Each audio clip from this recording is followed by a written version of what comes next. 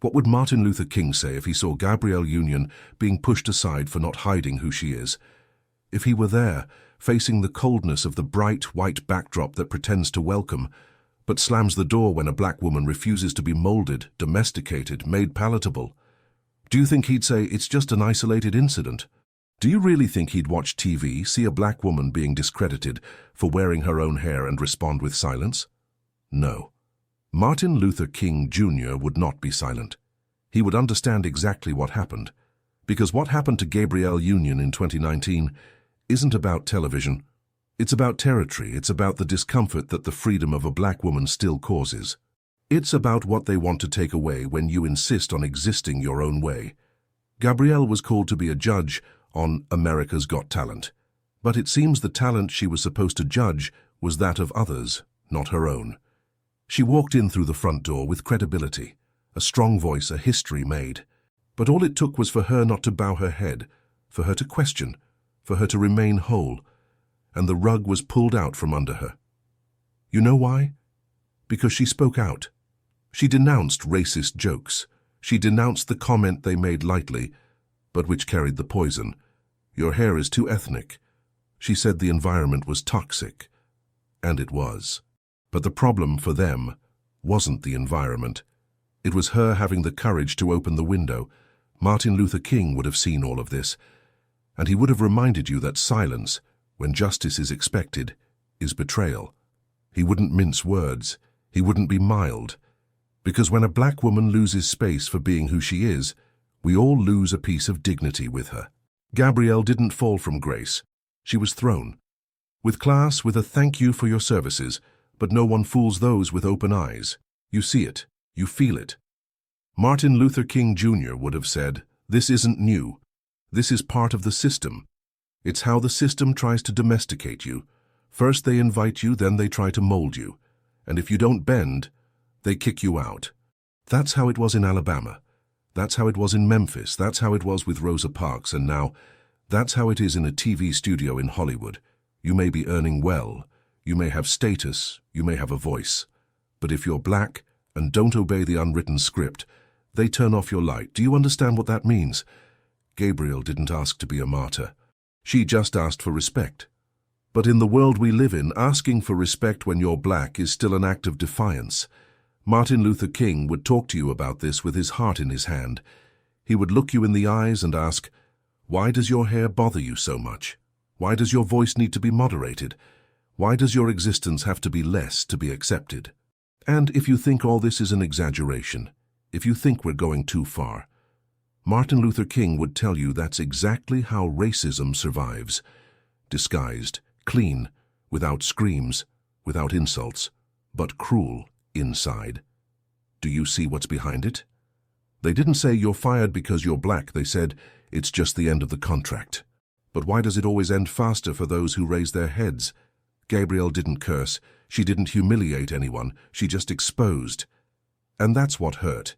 She had the courage to tell what no one wants to hear. Martin Luther King would know how to name this pain. He would call it disguised oppression. Punishment for awareness, punishment for not being afraid. And you? Have you ever thought about how many times you've had to choose between speaking and surviving? How many times have you seen someone being pushed aside, not for incompetence, but for not being submissive? It's not just about hair. It's not about a hairstyle. It's about what hair can mean when it insists on being free. Martin Luther King Jr. used to say, "Freedom is never voluntarily given by the oppressor. It must be demanded by the oppressed." And that's what Gabrielle did. She demanded the basics. And that's why it bothered so much. Do you see how this case exposes the structure? It doesn't help to be in the window. It doesn't help to be on the guest list. Because at any moment, if you go off script, they remind you that you're not the owner of the house. Martin Luther King would ask you now, are you going to accept this? Are you going to normalize this elegant expulsion? Are you going to look the other way and say it's just whining? He wouldn't accept it. He would call you to the fight, but not with hate, with truth, with firmness, with the courage that moves those who are tired of seeing ours being pushed into the corners. Gabrielle is not an exception. She is part of a pattern, of a system that turns in silence and only makes noise when someone refuses to participate in it. You're hearing that noise now. It's the truth knocking on the door. And Martin Luther King, if he were here, would say just one thing. Don't look away, because when a black woman loses space for being true, we all have an obligation to occupy with her what was left empty. You need to understand that what was done to Gabrielle Union is not something rare. It's common. It's calculated. It's repeated. And the most frightening thing is that it often doesn't even seem offensive. Because racism today has already learned to dress in civility, learn to smile while excluding, learn to say this has nothing to do with race while cutting the wings of those who dare to fly being black. Martin Luther King would not ignore this. He would know that what hurt Gabrielle was not just the dismissal, it was the loneliness of the confrontation, the silence of colleagues, the emptiness of those who applauded her courage but didn't stand with her. You feel that too, don't you? This is the price that many pay for not hiding, and no one should have to pay for existing. But they pay. Gabrielle paid. You've paid. Martin Luther King would say that every time a voice is silenced, the world becomes more blind. And he would say that with a firm voice, because he knew what it was like to be silenced, followed, monitored, accused of being radical just for asking for equality. Do you realize how much the system is bothered by a black woman who speaks clearly? It's not the speech that bothers. It's the fact that she doesn't ask for permission. It's not the hair. It's what it represents. I'm not here to fit in. I'm here to occupy the space that is mine by right. And when you occupy that space without apologizing, you become a target. Martin Luther King saw that with Rosa Parks, saw that with Malcolm, saw that in churches, on the streets, in protests. Whenever someone black refused to bow their head, the white world treated it as insolence, and today it's still the same. Only the language changes. They say that you don't fit into the company culture, that it wasn't a good chemistry with the team, that you're misinterpreting. You've heard that, haven't you? It's the same phrase, said in various tones, but it always ends the same way. You out and the problem remains inside. Martin Luther King would look at this structure and say that it is cunning, because it wants you to doubt yourself, wants you to wonder if it wasn't an exaggeration, wants you to rethink your way of speaking, of behaving, of combing your hair. But you can't accept this game, because racism has already understood that it no longer needs handcuffs. It imprisons using doubt, shame, isolation. It makes you think you're alone, that you're wrong, that you're complaining too much. And when you start to believe that, it wins. Martin Luther King fought against that his whole life. He knew that the greatest enemy of justice was not open hatred, but the conformism of those who pretend that nothing is happening. And you who are listening to this now cannot be part of that silence, because Gabrielle's pain is the pain of all those who have been put out of a space just because they decided to be whole. She didn't scream. She didn't curse. She didn't mistreat anyone. She just didn't hide the truth. And that was her heresy, having courage. Have you ever noticed how courage bothers? Courage threatens, because courage is the beginning of change. And the world doesn't want to change, wants to maintain appearances. Therefore, the system will always try to erase those who denounce the dirt. But Martin Luther King used to say, when you know you're doing the right thing, the world can turn its back on you, but your soul remains at peace.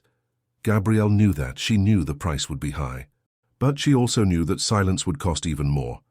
And you? What are you choosing? Are you living to please or to transform? Are you molding your truth to be accepted, or are you willing to bother for justice?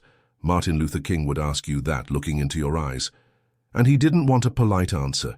He wanted the truth, because the truth liberates. But first, it shakes. And this story doesn't end with a lesson. It continues. Inside you, you have choices every day. At your work, have you seen the talent of a black woman being diminished by subtleties that no one had the courage to name? In your family, have you seen racist jokes being treated as a joke? In your group of friends, have you felt the pressure not to take a stand? Then you know what I'm talking about. You know the weight of having to filter every word so as not to seem aggressive. You know the effort it takes to smile when the pain goes through you. You know what it's like to go home with the feeling of having been expelled without even being touched. This is real, and Martin Luther King wouldn't ask you to accept this with patience. He would ask you for firmness. Not aggressiveness, but firmness, the firmness to say, I'm here and I'm not going to hide. I'm going to occupy this space, and if they don't want to open the door, I'll build another one. Because that's what Gabrielle did. She didn't beg to come back. She didn't bend to fit. She left with her head held high. And that, for those who deny us humanity, is unforgivable. Because they don't just want you to leave, they want you to leave with shame. But when you go with courage, you change everything. You show that you don't depend on the system to be whole. And that is freedom. That's what Martin Luther King wanted for us. Not concessions, not favors, but freedom. The freedom to be. The freedom to exist without having to apologize. Do you feel this urgency? Then don't lower your tone. Don't change your voice to be accepted. Don't hide your truth to fit the norm. You weren't born to fit, born to expand. And every time you are silent in the face of injustice, you not only allow it to continue, you become part of it. Martin Luther King knew that. That's why he didn't shut up, even knowing that the cost would be his life, and you don't have to die for it. But you need to live with awareness, and awareness demands courage, the courage that Gabrielle showed when she said, "This is wrong."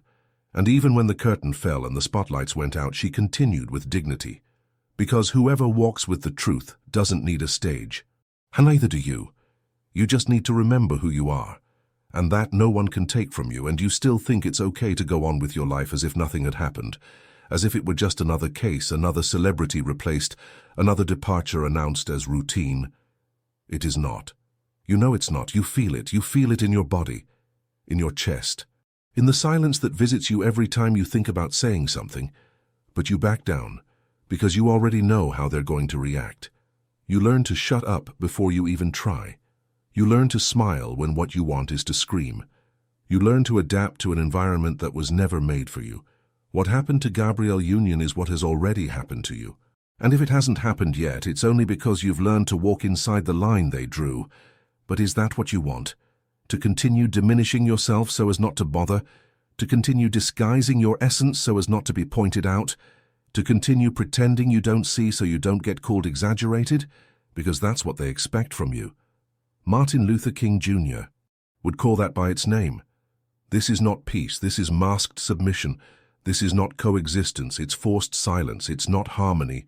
It's institutionalized fear. And as long as you accept that as part of life, racism will continue to grow, evolve, learning to silence you more efficiently, more subtly, more coldly. Have you ever looked into someone's eyes and realized that the pain they carry is because they had to pretend all the time that everything was okay? Have you ever seen someone apologize for being who they are? Have you seen someone swallow their own identity to keep a job? Gabrielle didn't accept that. Not because she was strong all the time, but because she understood that the greater weakness was to omit. She knew what was coming. She knew the reaction would be aggressive, but she didn't give in. And that's when she won. Martin Luther King would say that the fight doesn't begin in the confrontation. It begins the moment you decide that you're not going to bow your head anymore.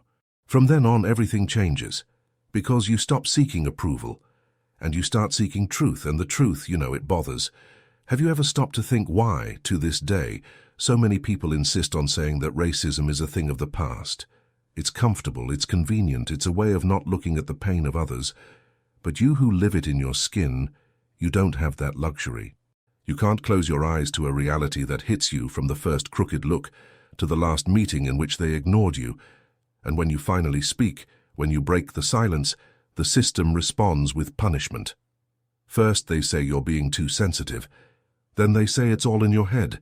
If you insist, they call you difficult. If you continue, they take you out of the way, as they did with Gabrielle, as they did with so many others before her, as they can do with you if you decide to break. But even so, you need to break. You need to. Because silence is more deadly than any retaliation. Because when you shut up, you help keep everything exactly as it is. And you know that what is no longer useful. It never served. Martin Luther King would look at you now and ask, are you going to accept continuing to be just tolerated? Or are you going to demand to be respected? Are you going to teach your children the art of surviving in silence or the courage to live with dignity? Are you going to continue disguising who you are? Or are you finally going to occupy the space with everything you carry? You don't need to shout, but you need to speak. You need to refuse to wear this invisible clothing that they expect you to wear. You need to take off this mask of comfort. You need to position yourself, even if no one applauds. Because transformation never comes with applause, it comes with discomfort. With losses, with confrontations, but also with a clean soul. Have you ever noticed how many doors have been closed simply because someone chose to be honest? Have you thought about how many talents have been silenced by fear? How many Gabrielles are there around you? How many are suffering in silence because they don't know if anyone will stand by them if they decide to tell the truth? You can be that person, the one who stands by them. The one who doesn't look away. The one who doesn't minimize their experience. The one who doesn't say, "But you misunderstood." The one who listens, feels, acknowledges, and acts. Martin Luther King never asked you to become a hero. He asked for awareness. He asked for courage. He asked you to understand that all injustice, even the injustice that doesn't directly affect you, is also yours. And you've seen enough.